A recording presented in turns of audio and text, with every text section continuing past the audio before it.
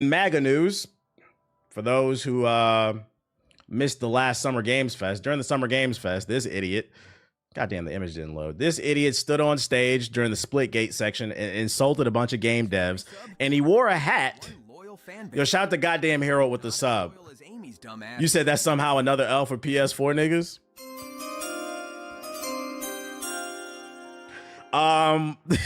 This motherfucker stood on stage, insulted a bunch of game devs during the launch of Splitgate 2, and then he also wore this hat, Make FPS Great Again. So what happened was a bunch of people online were like, I'm not playing Splitgate 2. He's trying to make some type of political statement. So he came online, tried to apologize, and say that it wasn't a political statement, it was just a joke. Although they pulled up some tweets of this nigga dick sucking Elon. So I don't think that's true. I think he's trying to save face. And then also after he apologized, news came out that another reason people were going to boycott it is not only did they not fucking with him politically, but then also it came out the bundles, the stuff that you can buy in the game was $145. Or I mean, not $80, my bad. It launched at $80. So it had crazy microtransactions. So not only did people not like his politics and being a dickhead instead of just promoting his game was wildly overpriced for a free-to-play game. And people were just like, I'm not fucking with this shit, bro. So he hopped his ass online and tried to explain why there were $80 microtransactions in his game. And just listen to this explanation because it's fucking stupid, bro. And I said, Derek, like, did you know we had an $80 bundle? Like, this is news to me. Like, what the heck? Like, that makes no sense. And just for clarification, this is the CEO of the company that created Splitgate. And he didn't. And essentially what happened is our former head of monetization, who happened to come from Call of Duty, was with us for less than a year and was very aggressive on the pricing. And so actually prior to his departure, we actually originally had founders packs at $100. And I said, Derek. So if you're not following, he's saying as the CEO of the company, he didn't know the bundles was going to be so expensive. He had somebody who used to work on Call of Duty and he set the price and he just didn't know. The CEO just didn't know. And it got so much backlash, they dropped the price. I call bullshit on this, especially after he dropped the hat. He looks fucking crazy. How are you, the owner of the company, not know what's going on with your game? And you know what's crazy? To play devil's advocate, I feel bad for the dev team. Because imagine for the past couple years, you've been working on Splitgate 2. And I'm going to be honest, I like the game. It's decent. But imagine you've been working hard on this game. You get to the point where it's about to launch and the CEO of your company stands on stage in front of millions of people and makes a dumbass political statement. Then the business practices of it are horrible as well, and people are boycotting your game now. CEOs just wilding, just wild, just the definition of a fucking fraud, bro. Fucking fraud. Like, bro, exactly, Normie, bro. You hired the dude.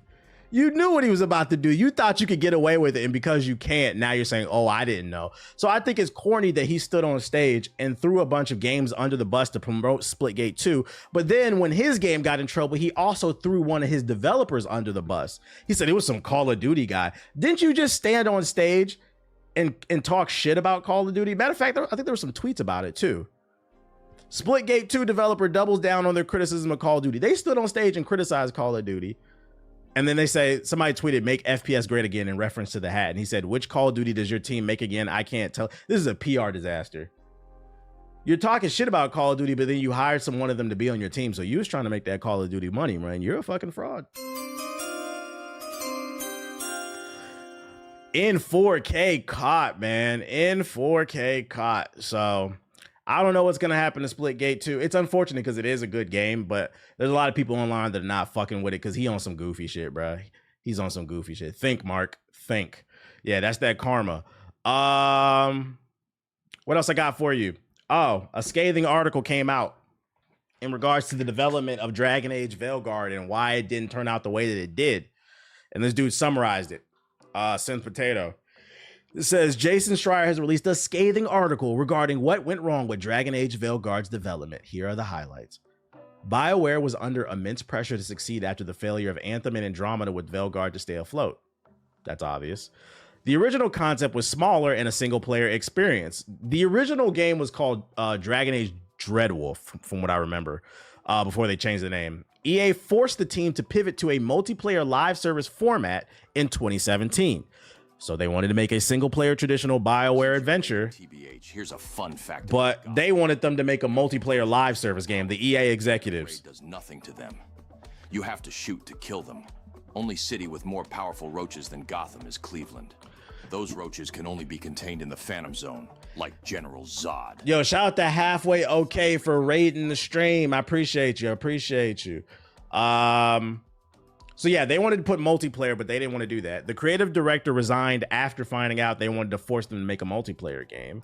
Matt Goldman replaced him and aimed for a lighter, pulpy tone fitting for online gameplay. So originally they did want to make a darker, more mature RPG, but because EA wanted this multiplayer live service game, they switched it up and made it more lighthearted and goofy. Anthem's failure in 2019 raised internal doubts about repeating mistakes, so they were dealing with doubt, you know what I'm saying? Typical. Shout out to Chris with the 10 gifted subs. One of each of those fucking Batarians' eyes out. Shout out to Chris with the 10 gifted subs. Appreciate you. In 2020, the project was abruptly pivoted back to a single-player game without proper pre-production. So they wanted to make a single-player mature RPG. EA CEO said, no, you're going to make a live service game because we need to milk our consumers. So they switched up what they had into a multiplayer game. They're 3 years into development from 2017 to 2020. EA says, make a single player game. So now they got to make a single player game without any proper preparation. The team was given 18 months to overhaul a live service game into a single player game and make the story make sense. Tight timelines led to rushed decisions and a lack of meaningful choice in the gameplay. Multiple delays didn't allow redesigns, just extensions of flawed structures. Feedback from alpha testing in 2022 pointed to a lack of powerful impact of narrow decisions. And last-minute attempts to reintroduce meaningful choices were shallow and constrained. BioWare brought in a second team from the Mass Effect project in 2023 to help finish the game. Cultural clashes arose. Dragon Age's team was laid back. Mass Effect team was top-notch and structured, top-down and structured. So it was two different ideologies. It was like OKC trying to team up with the Pacers. Mass Effect's leaders rewrote and added new scenes, including the game's emotional finale. Dragon Age leads were frustrated, denied similar resources, and excluded from key meetings. So the original team was kicked out, and the Mass Effect team was given lead. Long-standing resentment emerged over EA favoring Mass Effect internally. Originally, multiplayer version's snarky tone felt outdated. There were concerns it would resemble Forspoken, led to last-minute dialogue rewrites, so they thought it would be cheesy. Voice actor strike and overtime demands hindered these changes. Initial trailer looked like Fortnite alienating the RPG fan base, and the marketing failed to properly convey the game's actual tone. I don't need to read the rest of this. You get the gist of it. So, why did I bring this article up? I keep trying to say on this stream, these game developers are artists. And I went on a whole tangent in the latest podcast that will be up tomorrow morning. But to give you a little sneak peek, an example being is Expedition 33, one of the best games of the year. It's made by 30 people, and most of that studio comes from Ubisoft. They're former Ubisoft employees, which is world-renowned known for making slop, open world slop. They left, made their own studio, had complete creative control, and made a complete fucking banger. The point I'm trying to make is a lot of times it's not the developers. They're artists that want to make dope shit. You think these niggas want to make Call of Duty number 32? Unfortunately, the publisher's footing the bill. So there has to be some happy medium, and I think these publishers have overstepped their boundaries, and they're forcing bad ideas on the artists, and that's why we keep getting bad art. I think the most scathing part about this article is essentially Dragon Age Veilguard was supposed to be a hardcore RPG that was made in only a year and a few months. It's actually mind-blowing they were able to pull this off, because I think the game is like a 6. It's okay, and they did this in like a year and a half. All while dealing with a bunch of internal drama. For the last time, learn these CEOs' names. The CEO of EA is Andrew Wilson. The CEOs of Ubisoft, the goofy-ass Gamont family. The CEO of Activision was a sexual assaulter, but thankfully EA got him the fuck up out of there. Learn him. And fuck Ronnie 2K. He's not a CEO. But fuck him too. Matter of fact, fuck Ronnie. Other news. The Go Woke, Go Broke community, they are eating themselves. So Culture Crave tweeted this out, and it said, first look at James Bond in the upcoming game. And this guy, Steve Baker, responds to the James Bond tweet and says, look at this woke garbage. Nathan Drake Bond is a skip for me. That's right, ladies and gentlemen. As Dell says, straight white men with gray eyes who like guns and seducing women is now considered woke. We are now witnessing the snake eat its own tail. Generic white men in video games, the default character. Because if you've never seen a Bond movie, Bond be busting down baddies, be shooting up people. Bond is the quintessential idea of traditional masculinity. Just reminded me to unsub. It's now considered woke, ladies and gentlemen. Selena sees this month's bank statements. And God forbid, if this game runs on the Unreal Engine 5, which according to Twitter is also considered woke, these niggas are gonna lose their minds. I say that to say, these people are fucking dorks, losers. And this shit, I've been saying, I said, give it another year or two. This shit is gonna become a joke, and it is. They don't even know what they're fighting for anymore.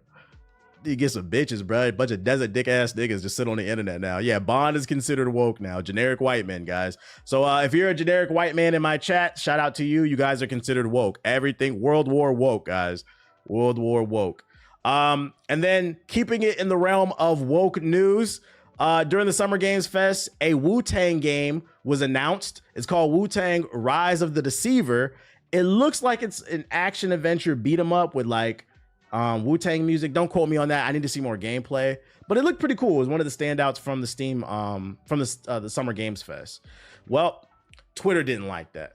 According to Masters of TDS, a world-renowned woke detector, he says, "Sweet baby ink detected." That's right, ladies and gentlemen. All the incels on the internet did some digging, and it turns out the developers behind the new Wu-Tang Clan game, they've got some consulting from Sweet Baby Inc. That's right. The company that consults on making sure that you have culturally sensitive content on a game about hip hop and black culture is now considered woke. Brass Lion Entertainment's long rumored game has finally been revealed. Wu-Tang Rise of the Deceiver, created with direct involvement from Kim Blair and Cameron Wild. Speak with your wallets, people. That's right, ladies and gentlemen. A game about black culture that got consulting from black people is considered woke. And I'm hearing, I don't know, I think I read it on Reddit or something. The way this game would have not been considered woke is if the Wu-Tang Clan game was developed by the new white Black Panther. For those who are not following Marvel comic books, let's see, what is it? Marvel Knights, white. In this story, T'Challa has a it's not canon, it's like a side, it's just a different like Earth 3 type story. In this story, in issue 1, T'Challa is older, and his mother says, "Hey, we need an heir to the throne. I need you to bust something down." Now, at this point in this story, Storm is no longer alive. She passed away. So T'Challa runs back to his old thing in America, which was a white woman. The day this book released last week, soon as it hit store shelves, Dr. Umar hopped out of his bed like... Now, I think I read on Reddit or some forum somewhere that the white Black Panther is the only way that this game would not be considered woke. He has to consult the Wu-Tang Clan game because only a mixed interracial baby that looks like Logic would understand how to culturally create a Wu-Tang Clan. That's right, ladies and gentlemen. Only Dr. Phil will understand what it means when it comes to cash rules everything around me. Ryan Gosling, Jake Gyllenhaal, the MAGA Panther. Only logic can save us, bro.